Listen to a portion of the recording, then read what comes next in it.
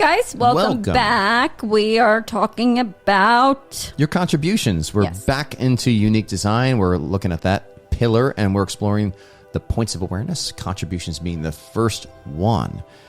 You've got something that God has given to you that you do best, and we want to help you to unearth that. But the enemy wants to keep it buried. He wants it to be buried in the sand. Yeah.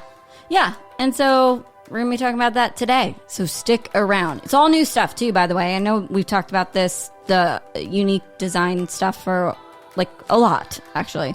But it's necessary. It's so necessary. It's where the journey starts. It's the primary. It's the first step.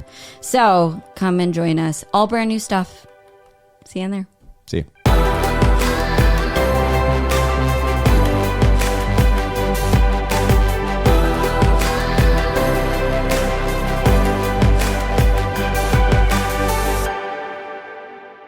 Hey, welcome back. Matt Ingold here, Catholic Coaching Podcast. I am Erin Ingold. She's the beauty. I'm the... Brawn. Oh, thank you. Thank you very and much. Brains. Appreciate it. Brains. You got some good brains in there, too. Underneath all that hair. I don't know. It's questionable. There's actually no brains. It's just like if I push down on the poof, it just goes... Deflates. Yes. Okay, so what are we talking about today? Oh, we're on to another pillar. We are, yeah. We're returning back to unique design. This is the final of the 3 pillars that we're exploring here. Usually the journey always starts with unique design, by the way, you guys. So we kind of did things out of order.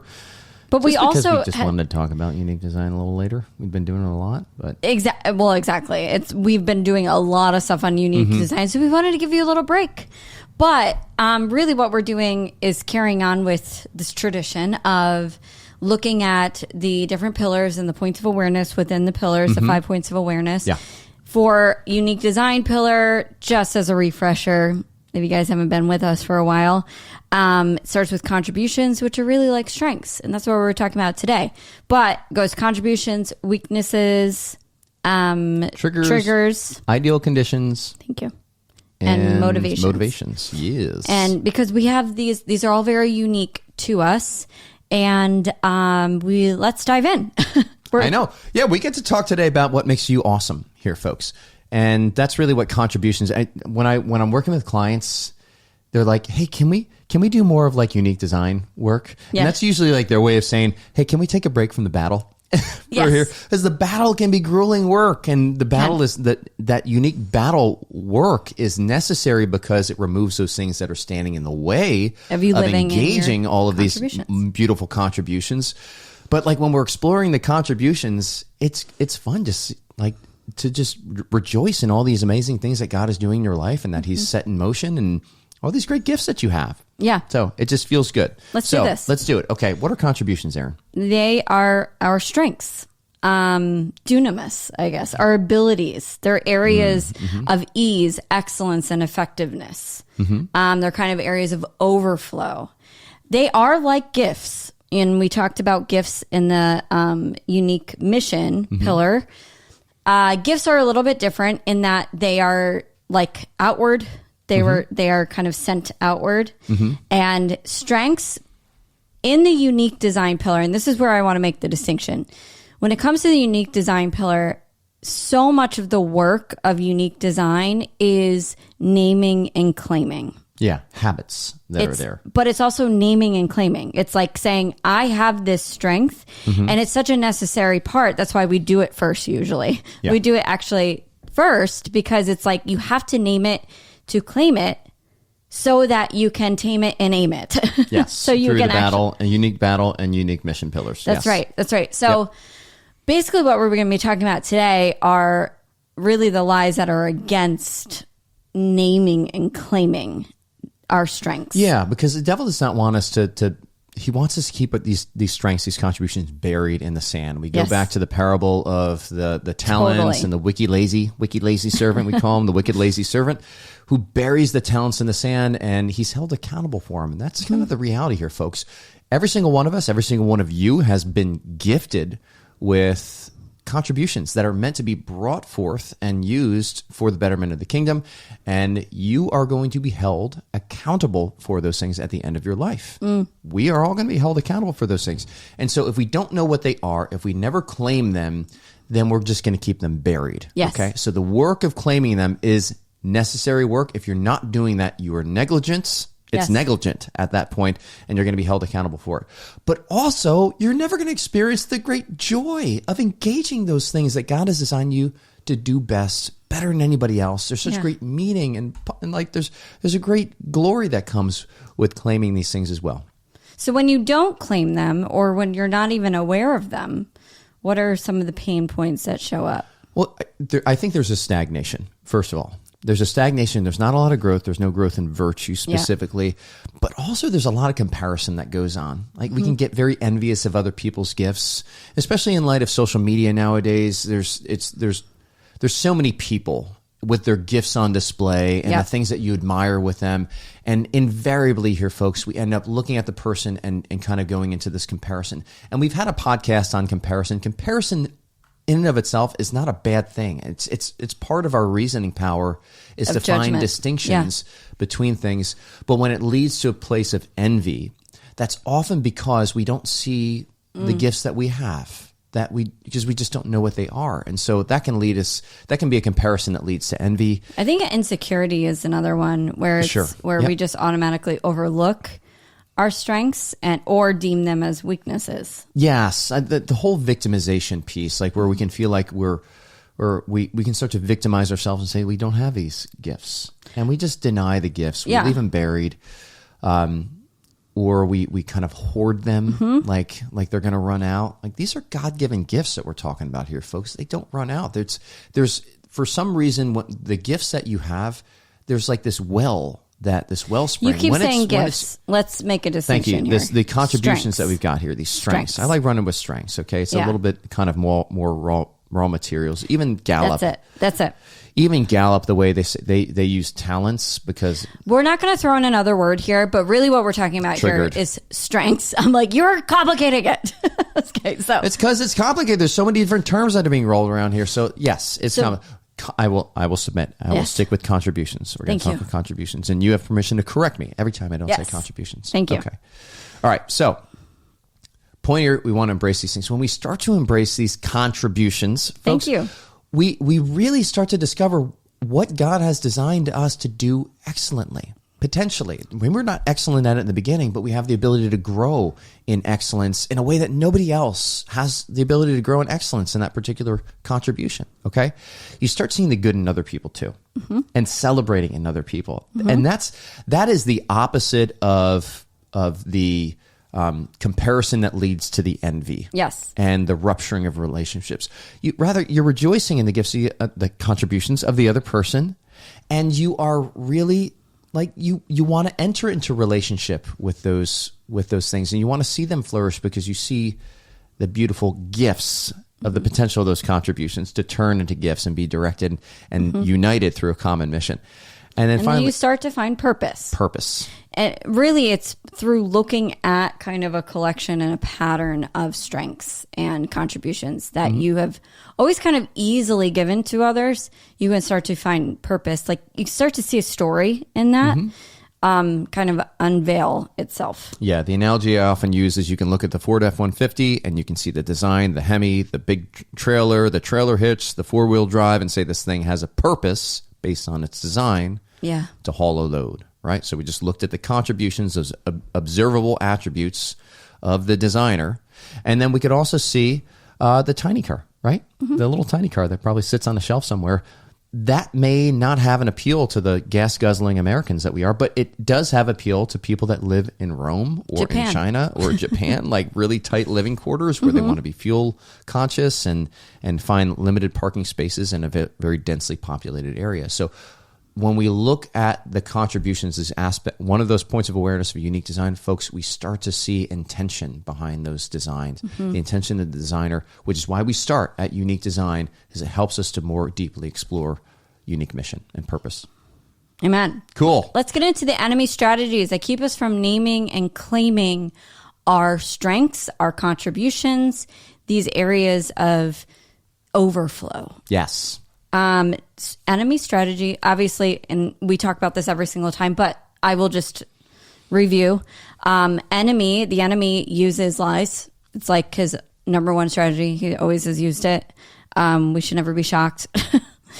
But these lies are kind of slippery. And these are common lies that we see a lot of Catholics, a lot of our clients have. And so we're addressing these that kind of keep people from living, just claiming and owning these strengths of theirs. And the funny thing here, folks, they're not obvious lies always. They kind of look pretty sometimes. Yeah. They look like useful in some ways, benign.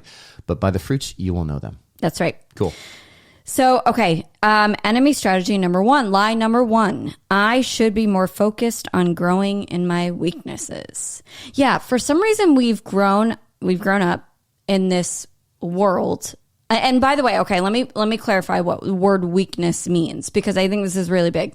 The way we use the word weakness, and we're going to actually do a podcast on weakness next, but the way we use the word weakness is more of a skill or ability deficiency. It is not a moral deficiency. That's more of a vice, and we talk about that in predominant fault. So that's another point of awareness. But this point of awareness, when we talk about weaknesses, we are distinctively talking about a skill deficiency. So it's an area, it's like an opposite of a strength, right? So it's just... So we're not talking character deficiency and weakness? No character deficiency and weakness. Nope. That's...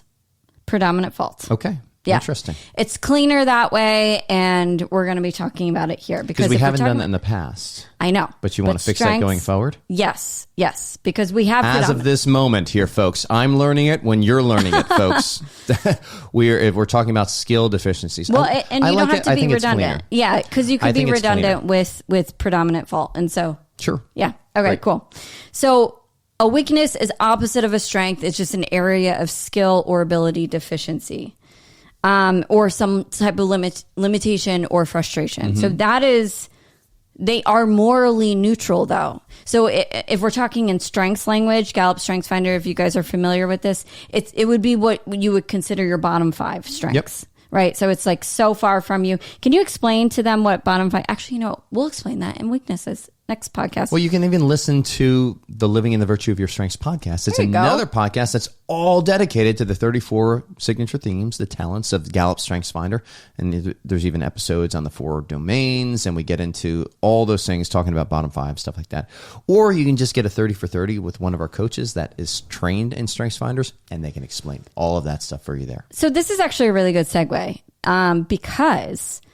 I want you to tell the story about Don Clifton, who founded Strengths. Oh, I love the story. Like, and why we should be focused on our strengths and leaning into them versus our weaknesses. So good. Versus our bottom 5 and be like beating ourselves up over it. Okay. So I got my master's in American history, but I still don't remember dates very well. So it's somewhere 1950s, I think, where Don Clifton showed up as into a school district in Nebraska. All right, very general here. Somewhere in there is the truth, but somewhere in Middle America. Somewhere in Middle. No, it was in Nebraska, and he was brought in to help some of the children who were rising from their freshman to their sophomore year to read better. Right, the lower performing readers. And so he said, I got the 6-week speed reading program. We're going to roll it out to all these children. But you know what? I don't want it to just go to the weak readers. I want everybody to go through the speed reading. They're like, yeah, it's kind of been like, why would we do that? And he says, like, just trust me. I kind of see it happens here. So he goes through the program. And what has he found? What he found was that the weak readers column that were reading at 90 words per minute at the end of the 6-week course, we're now reading at 160 words per minute. So nearly doubled. That's great. Right? That's everybody. Yeah, it was everybody very happy with that. We focus on their weaknesses. Yay, double, almost double. But the ones that were reading at 300 words per minute, those were the high performing with comprehension. We're now reading at 2,900 words per minute, somewhere like that. 2,700, 2,900 words per minute. So like nearly 10x's. Nearly 10x's. And Don Clifton looks at this, why are we spending so much of our resources investing in our weaknesses just to get them up to par at best, when we could be taking our limited resources, investing in the areas that we're already strong and having a 10x contribution, and let somebody else make the 10x contribution where I can get a double or a status quo at best. I love it. Let me just be who I am in the body of Christ. I love it. I love it. I love it. I love it. And guys, we have been raised thinking like, work on your weaknesses, work on your limitations, work on your frustrations. You can do anything you put your mind to. But not excellently. You can, right. And you might not be doing the thing that God placed you here to do. Because like, if you think about it, he wastes nothing. God Thank you. created you for a particular purpose. And this is where we're talking about like knowing your strengths is leaning you towards your purpose, towards really discovering your purpose. He created you for a particular purpose and has given you abilities, right? This is like the talent. He gave each one according to their abilities. Yes. The parable of the talents. Yeah, and the talents here specifically are like resources. He gave all the resources, the means, in accordance with their abilities. Those abilities, that dunamis, is really what we're talking about here, the natural gifts that they have. And some people do have more resources, folks. Not everybody's a billionaire out there. Not everybody has like the 10-pound brains. But based on the dunamis that he's given to you, he's going to give you the resources, everything you need to fulfill the purpose. And that's going to be enough. That is enough. It's meaningful. That's enough. That's enough to experience the love of the Father that's going to draw you up into eternity with him. I think the reason why I love that story, first of all, Don Clifton, guy who created Gallup Strengths Finders. Yeah, a lot of ways the founder of positive psychology. This is what I'm saying, like the founder of coaching, really. Yeah. And moving forward, kind of like leaning into your strengths, leaning into like growing in virtue, acquired virtue, really. I love that story so much. It probably, there's a part of me that feels like it maximizes like everybody's true capacity. I'm like, yes, lean into your strengths. Like, what are you doing? Spending time over here in your bottom 5. Like, what? Stop that. You know? That doesn't mean that you can't like take a combination of your strengths and like create something but you're just not going to be driven by the same thing. Yes. Anyway, I'm going off on that, but guys, we have some strengths coaches in our academy, so go check that out. So if you do take the test and you're like, I want coaching, because guys, frankly, taking the test and learning about the strengths, I don't think is enough. I think you actually need a coach, somebody who can help you really maximize and live in those strengths. Yep. You're not meant to do this work by yourself. I'm really excited too that we have our certification program. We've partnered with Human Formation Coalition so that there's people that signed up early for certification. We actually have a private cohort. Now, all of these people, prior to even getting their certification with us, have an opportunity to get their certification and do all this training through a program with Human Formation Coalition to be able to be a strengths coach. Yes. So they're like it's like 2 certifications in one. Yes. That they're getting here, which is super exciting. That was a steal. It was amazing. And so we're just so happy to that we can partner with Human Formation Coalition and what they're doing to like bring this great tool to Catholics in different ways. And we certainly want our coaches to have this tool. Yes. Anyway, okay, so here we go. Counter strategy of this belief. I should be more focused on growing in my weaknesses. If that story didn't compel you to change your mind about that, first of all, discover your strengths. Go take the test. I mean, I think you can get your top 5 at least. For like $20. For $20. But we recommend taking the whole test. We don't make money. That's over at we don't. Strengths on that. That's like go to StrengthsFinder, just Google it, figure it out. Take it. It's worthwhile. The Fortune 500 companies use this. It's a tremendous tool. Work with a coach to claim them. Put your energy towards developing your strengths versus your weaknesses. Use them whenever there's like an opportunity to actually start to use your strengths. Say yes to it. Yes. And then join our academy and work with our coaches. Yeah, even the use them piece, because when we did our survey a couple of months back, there was 2 things. When it comes to engaging your unique design or your unique talents, what's your big obstacle? One, people said, I don't know what they are. Okay, so the assessment starts to give language to be able to describe this experience that you're kind of somewhat aware of, but you just don't have the ability to communicate it. So that's the first thing, having the language. But then also what a coach is going to do is help you to actually apply it, right? Yeah. So that was the other thing. People are like, I don't know what they are, and I don't know how to like put them into action, make it practical. And use them. That's what coaches do. Okay. Our coaches, at least. Okay. Anyways, ready to go next? Yes. Let's do it. Lie number 2, enemy strategy. I don't really have any strengths that are useful. Now, if I were to be coaching somebody with this thought. It's kind of my first thought. Aw. Aw, that's so nice of you. I would be like, finish that statement. This is where like my empathy maybe drops to. 34 for me. But I'm like, okay, finish that statement. Mine's already there. I don't really have any strengths that are useful. What does that even mean? Because if we had them finish the statement, if I were coaching this person and we had them finish the statement, what that would tell me is what they think they need to be. Like, what is useful? Useful to do what? Useful for what? And you're telling me that this is what you think you need to be in order to give value or in order to be successful. Okay, so it reveals an image that they're holding themselves up to, and they're just beating themselves up with that ideal. I'll give you an example. So I am sanguine. Some of my strengths are I work with people really well. I can talk to anybody. I also I'm creative too. Very innovative. Yes, high adaptability. I love your ability to even pivot when sometimes crap happens, and I'm just like, oh man, this sucks. Aaron's just like, I've already moved on. Let's just go. Let's keep going. And so you have a great gift of hope is what I want to say. And amidst those uncertain times. And sometimes it's just I just need that. I just need to kind of lean into that because the choleric melancholic side of me is just I was also, and sometimes you're triggered by it probably. And sometimes you're just shut. Yes. It's, oh gosh, just go scroll through Instagram a little bit and find some happy things to make you laugh. Yeah. Yes. That is my solution for everything. I'm like, fine, farting dog videos. You will laugh. All right. So anyway, okay. So my example. All right. Hopeful, creative, innovative, and good with people, right? Mm-hmm. Okay. If you had asked me to finish that statement, I don't really have any strengths that are useful for being an executive of a business, to actually be a co-owner of a business. Mm-hmm. I would have 100% believed that. That's how I would have answered that statement, finished that statement. But also I would have 100% believed it. What was the image that you had in your mind? I'm curious of what, somebody who, someone who's high achiever, somebody who's task oriented, who finishes things, who is actually you complete tasks, actually pay the bills, and all of these things. Speak that I'm language. All these high executive skills that doesn't require somebody who has executive dysfunction like myself, actual diagnosed. Fact.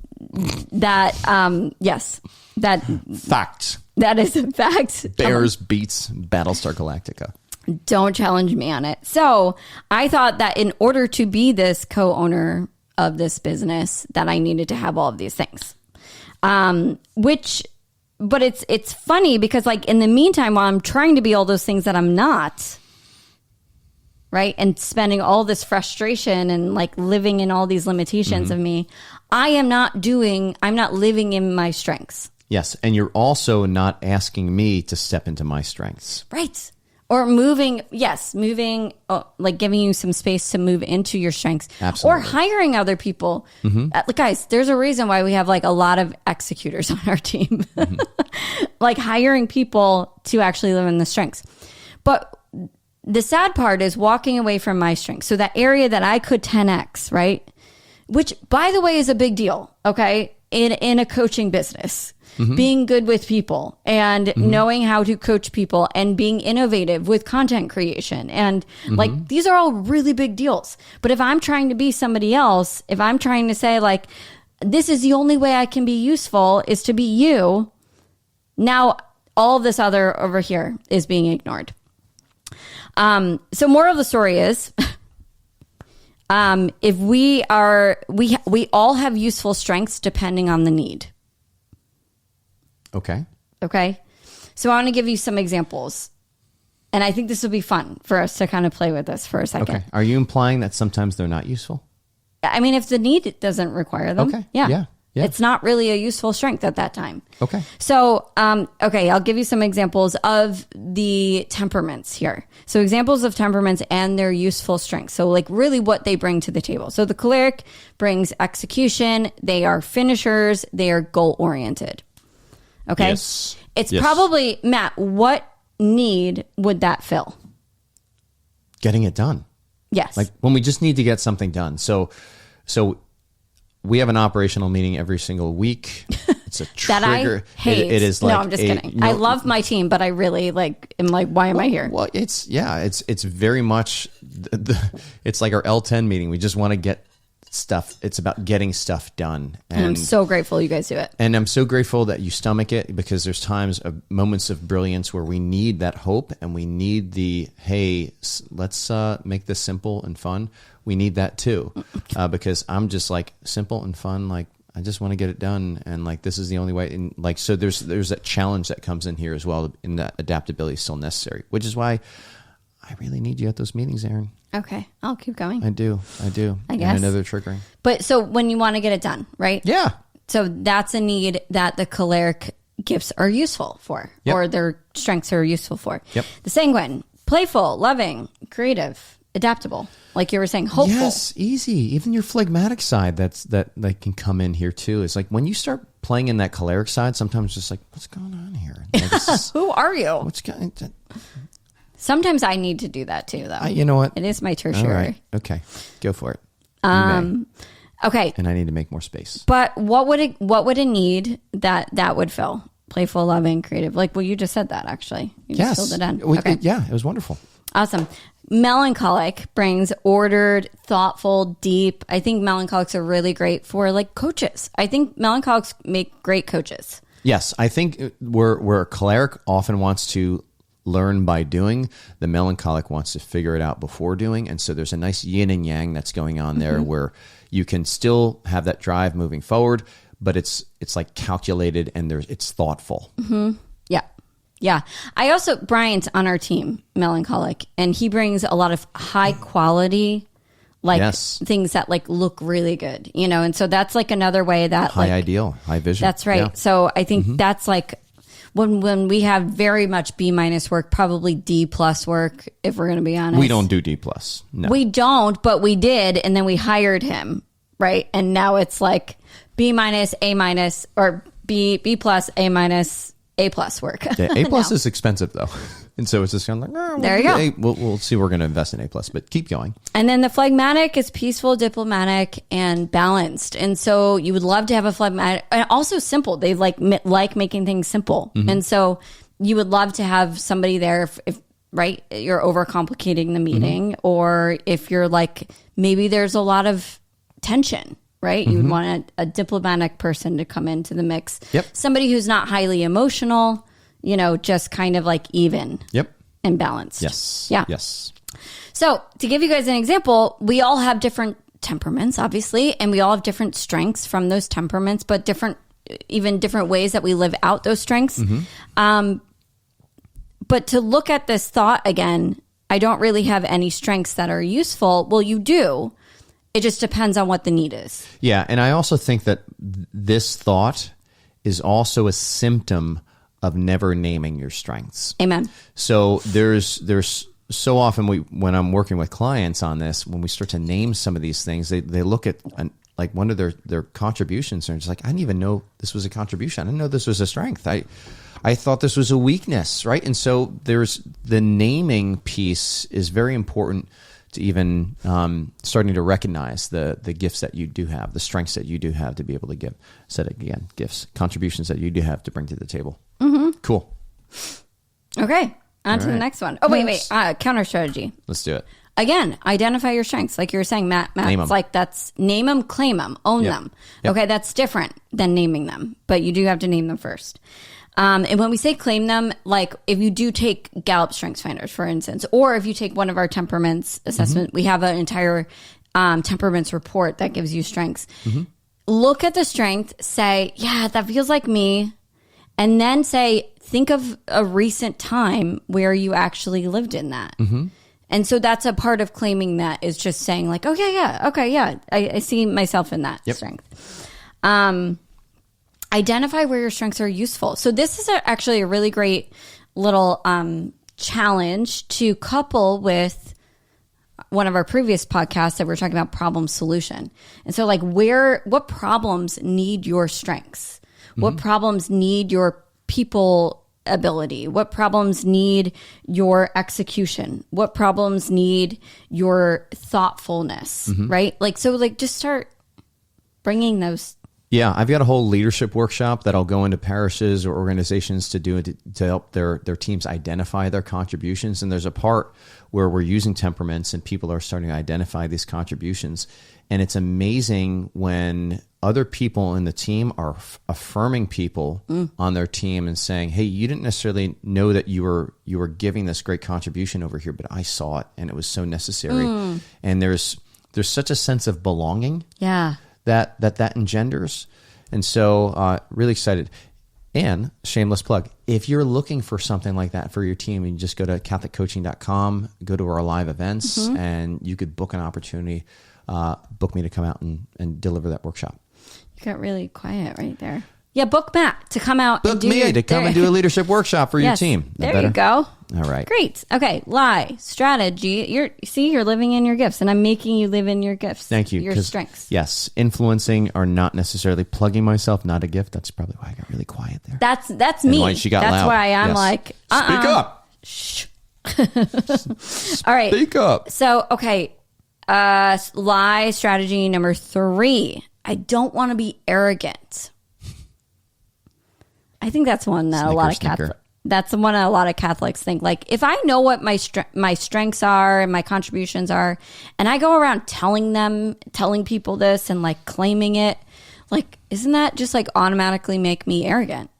If you think that you are the origin of them, yes, it does. Okay. But like, again, folks, these things are all meant to be lived in a relationship. That's where the difference between them going vicious or arrogant or prideful or being a source of gratitude and thanksgiving and rejoicing and praising the Lord in those things. Are you doing it in the context of a relationship with God? Yeah. Or is it just a way of puffing yourself up as if you're the origin of these things? Yeah. So here's a little bit of a analogy scenario. Okay. It's kind of weird. So just stick with me. I'm excited for this. Now imagine you receive a shirt from somebody as a gift, right? Like this nice Catholic Forge shirt. Oh, that was a perfect lineup. Check it out. Yeah. Go if ahead. you watched Give the your last spiel. episode, I haven't changed. We're doing 2 back-to-back episodes today. I was like, should I change? Aaron's like, we got to go. It's time to do this. Anyways, plug it again. So yeah, go to catholicforge.com and metanoia 10, METANOIA 10. You get 10% off your Catholic Forge. Awesome men's apparel, Catholic men's apparel. Go check it out. It has like the Sacred Hearts of Jesus Heart on it. And then he has another one, which looks like Our Lady of Guadalupe. Yeah, her tilma. And then they've also got the one that I want to get. It's got all the little monstrances all over it. It'd be really good for the Eucharistic Congress, which maybe we'll go. Maybe we'll go there, but maybe we'll be watching. Anyways.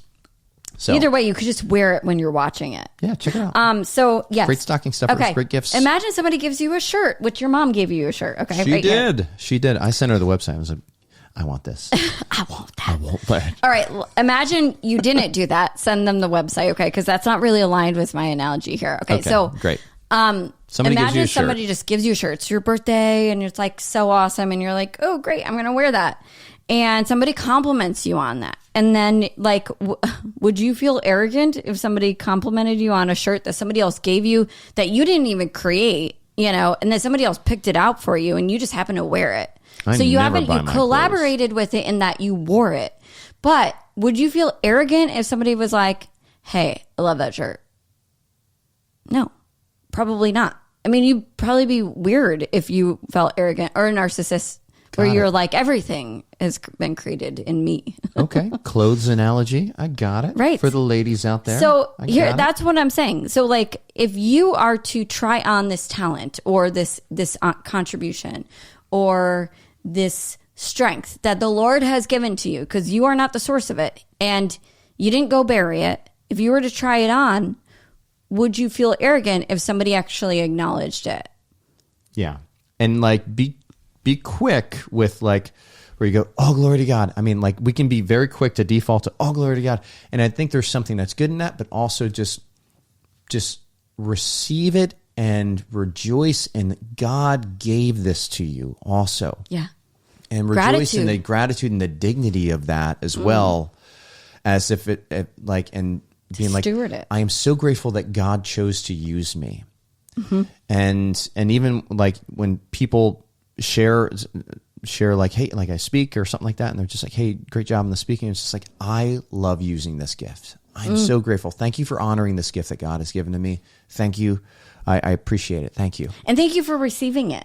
Thank you for receiving it. Yes. Thank you for receiving this strength and even acknowledging that I have collaborated with the Lord. I have said, yes, Lord, here's the strength that you've given to me. And yes, I want to glorify you through it. And thank you for acknowledging even that, because that's not easy to do. And this is why we're talking about this. We're telling you that these things, like this is to actually own and claim and name your strengths is hard to do. I just want to say that. And there are people who are brought to tears when we take them through this stuff because they felt like their strength was an area of weakness their entire life. And this is what we're getting into, folks, what we're saying, the unique battle pillar. It answers the question, what's getting in the way? What's getting in the way of me naming, claiming, taming, and aiming my strengths? There's real weeds that the enemy is sowing amongst the wheat. He wants us to bury our talents. So know this. It's where it can be helpful to work with a coach is the coach can help to reveal the battle perhaps that you've been engaging with for so long that you don't even see it anymore. Right? Or a lie that's in your life that's just so familiar to you that you don't even, it's just, and it feels so true that you don't ever challenge it. The coach is going to be another set of ears to be able to reveal like, hey, let's take a look at this over here and help you to jumpstart reason, get that reason cycle going so that when you believe truth, you are rightly ordering yourself to using these gifts the way God intended. And guys, the reason cycle, when we say that, you might not even know what that is, but the reason cycle is the way that we engage warfare, the way that we discern the spirits, right? Like in the scriptures, it says, I'm totally going to butcher this, but like discern every spirit. That is how we do that. That is how we do it at Metanoia Catholic. You bring it through reason, because when you aren't utilizing your God-given reason, like we are leaving a completely adequate gift on the table by not using our reason.